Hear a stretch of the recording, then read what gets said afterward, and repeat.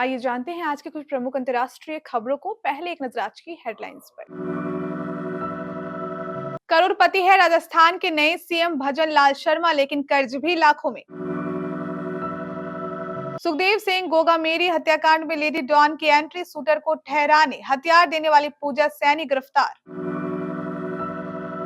कौन है जम्मू कश्मीर के अस्थायी निवासी, कितने साल वहां पढ़ाई या नौकरी के बाद मिल सकता है डोमिसाइल। कश्मीर पर ऐसा क्या बोले आरजेडी सांसद मनोज झा, भड़क उठे अमित शाह। चलती कार में गैंगरेप, मोबाइल पर की रिकॉर्डिंग, लखनऊ में पूर्व पीसीएस अफसर की बेटी के साथ वारदात की पूरी कहानी।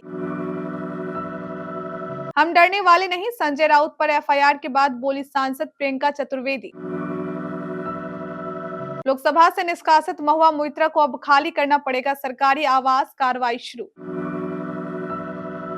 पाकिस्तान में आर्मी बेस पर टीजेपी का आत्मघाती हमला, 24 सैनिकों के मारे जाने की खबरें। क्यारा सुमन गिल, गूगल पर सबसे ज्यादा हुए सर्च, इस यूट्यूबर का नाम भी शामिल। और क्या ईशान किशन की होगी छुट्टी, अफ्रीका के खिलाफ ऐसी होगी भारत की प्लेइंग 11। भाजपा ने मंगलवार को घोषणा की है कि पहली बार विधायक बने भजन लाल शर्मा राजस्थान के नए मुख्यमंत्री होंगे। शर्मा सांगनेर विधानसभा क्षेत्र का प्रतिनिधित्व करते हैं और रिकॉर्ड 4 बार पार्टी के राज्य महासचिव के रूप में कार्य कर चुके हैं। उन्होंने हाल ही में संपत्र 2023 के राज्य चुनाव में कांग्रेस के पुष्पेंद्र भारद्वाज को 48,081 वोटों के अंतर से हराकर सांगानेर सीट जीती थी। चुनाव आयोग में दाखिल हलफनामे के मुताबिक 56 वर्ष से शर्मा पोस्ट ग्रेजुएट हैं। उनकी कुल घोषित संपत्ति 1.5 करोड़ रुपए है, जिसमें 53,06,000 रुपए चल संपत्ति और 1 करोड़ रुपए अचल संपत्ति शामिल है।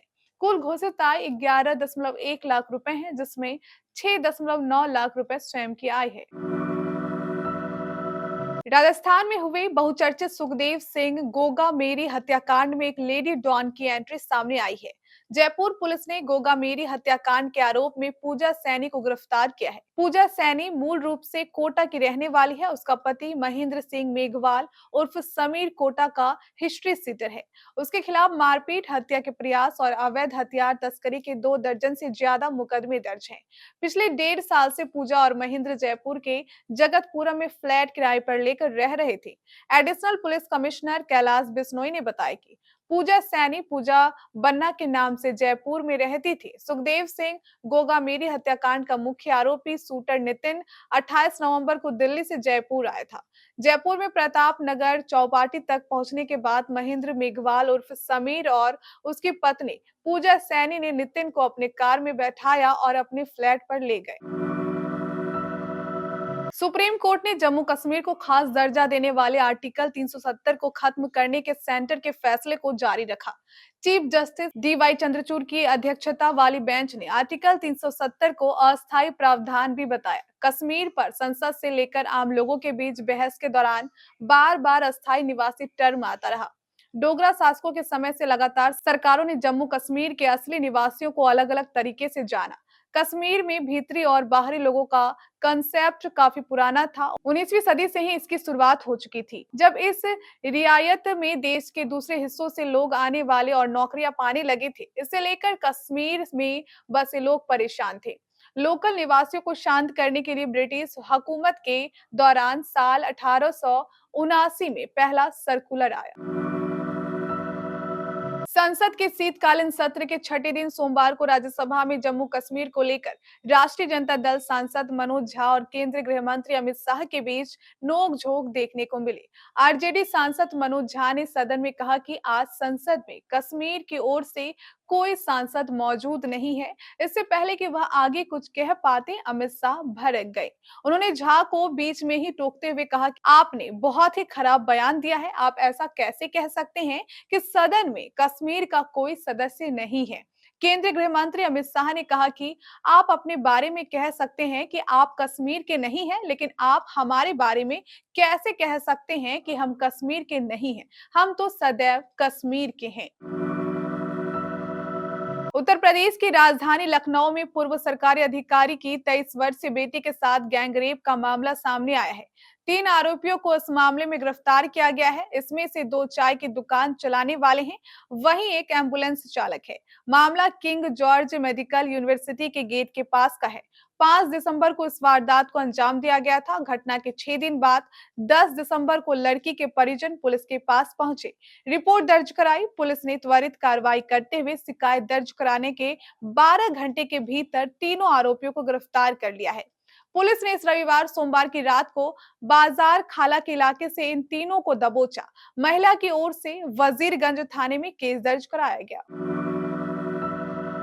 सामना में प्रधानमंत्री नरेंद्र मोदी के खिलाफ कथित आपत्तिजनक लेख लिखने के लिए सोमवार को राज्यसभा सांसद संजय राउत के खिलाफ मामला दर्ज करने पर शिवसेना के सांसद प्रियंका चतुर्वेदी ने कहा, सरकार इतनी तानाशाही हो गई है कि कोई भी इनके खिलाफ बोले तो उन पर केस दर्ज दिया जाता है, कोई भी इनके खिलाफ मुद्दे उठाए तो उन्हें जेल में डाल दिया जाता है।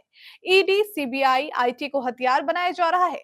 विपक्ष को चुप कराने का काम किया जा रहा है। सामना हमेशा से प्रखरता से बोलता आया है। सामना का सांप्रदायिक जनता को आईना दिखाने वाला है, सरकारों को आईना दिखाने वाला है। वे काम हर करते आए हैं और करते रहेंगे। ऐसी शिकायतों से हम डरने वाले नहीं हैं। पैसे लेकर सवाल पूछने के मामले में लोकसभा से निष्कासित तृणमूल कांग्रेस की नेता महुआ मोइत्रा को सरकारी आवास खाली करना पड़ेगा। इसको लेकर कार्रवाई भी शुरू हो गई है। सूत्रों के अनुसार लोकसभा आवास समिति ने महुआ मोइत्रा को आवंटित सरकारी आवास खाली कराने के लिए शहरी विकास मंत्रालय को पत्र लिखा है। महुआ मोइत्रा को स्पेशल कोर्ट में शहरी विकास मंत्रालय ने आवास दिया था। इस बीच महुआ मोइत्रा ने सोमवार को सुप्रीम कोर्ट का रुख किया और लोकसभा से अपने निष्कासन को चुनौती दी। लोकसभा के आचार समिति ने उस रिपोर्ट को स्वीकार कर लिया जिसमें मोइत्रा को पैसे लेकर सवाल पूछने के मामले में अनैतिक एवं अशोभनीय आचरण का जिम्मेदार माना गया था। उत्तर पश्चिमी पाकिस्तान में मंगलवार को एक बड़ा आतंकी हमला हुआ है। बताया जा रहा है कि ये एक आत्मघाती हमला था। आतंकियों ने डेरा इस्माइल खान जिले के दारबा इलाके में विस्फोटक से भरी कार को एक इमारत से टकरा दिया। इस हमले में 2 दर्जन सैनिकों की मौत हो गई है, जबकि 34 सैनिक घायल रहे हैं। डेरा इस्माइल खान का दरबान वह जिला है जहां पर आतंकी गतिविधियों में इजाफा होता जा रहा है। ये जिला खैबर पख्तूनख्वा के करीब है और यह जगह तहरीक ए तालिबान का गढ़ है। इस वजह से दरबान भी आतंकी घटनाओं का खामियाजा भुगत रहा है। एक न्यूज एजेंसी के मुताबिक आतंकियों ने एक पुलिस स्टेशन और आर्मी बेस को निशाना बनाया है। इस हमले में 24 सैनिकों के मारे जाने की खबर है। न्यूज रिपोर्ट के मुताबिक सुरक्षा बलों ने गोलीबारी के दौरान 4 आतंकवादियों को भी मार गिराया। इससे पहले खबर आई थी कि हमले में 3 पुलिस अधिकारी मारे गए हैं। इस साल बॉलीवुड के big guest superstar Shahrukh Khan, Salman Khan की भले ही बिग बजट की फिल्में रिलीज हुई हो, लेकिन गूगल पर धाक किसी और की रही। पूरे साल लोगों ने जिन सेलिब्रिटीज को सबसे ज्यादा सर्च किया, उनके नाम चौंकाने वाले रहे। कभी किसी की शादी पूरे साल फैंस के दिलों पर छाई रही, तो कभी रियलिटी शो जीतकर किसी सेलिब्रिटी ने सिक्का जमा लिया। आइए आपको बताते हैं वो 10 नाम जिन्हें आपने साल 2023 में सबसे ज्यादा सर्च किया। इस लिस्ट में बॉलीवुड, सोशल मीडिया से लेकर क्रिकेटर्स तक के नाम शामिल हैं। बॉलीवुड एक्ट्रेस कियारा आडवाणी को गूगल पर सबसे ज्यादा सर्च किया गया। वो इस लिस्ट में टॉप पर रही हैं। उनकी शादी खूब चर्चा में रही। कियारा ने फरवरी 2023 को अपने love of life Siddharth Malhotra संग 7 फेरे लिए। रॉयल तरीके से हुई शादी का गवाह जैसलमेर का सूर्यगढ़ फोर्ट बना था। वहीं दूसरे स्थान पर क्रिकेट के प्रिंस सुमन गिल रहे। भारतीय टीम इस समय साउथ अफ्रीका दौरे पर है, जहां दोनों टीमों के बीच 3 मैचों की टी20 सीरीज खेली जा रही है। सीरीज का पहला मैच बारिश के कारण बगैर टॉस के ही रद्द हो गया था। अब दूसरा मुकाबला आज मंगलवार को पोर्ट एलिजाबेथ में खेला जा रहा है। शुभमन गिल और रविंद्र जडेजा पहले ही भारतीय टीम के साथ जुड़ गए हैं। ये दोनों ही खिलाड़ी हाल में ऑस्ट्रेलिया के खिलाफ हुई घरेलू टी20 सीरीज में नहीं खेले थे, लेकिन अब अफ्रीका के खिलाफ पहले मैच से ही उपलब्ध हैं। शुभमन गिल के आने के बाद टीम इंडिया की सबसे बड़ी माथापच्ची ओपनिंग को लेकर होगी। दरअसल ऑस्ट्रेलिया के खिलाफ टी20 सीरीज में ओपनिंग ऋतुराज गायकवाड़ और यशस्वी जायसवाल ने की थी। गिल का खेलना तय है, ऐसे में उनका ओपनिंग पार्टनर कौन होगा, ये बड़ा सवाल है। फिलहाल इसमें यशस्वी की दावेदारी मजबूत मानी जा रही है।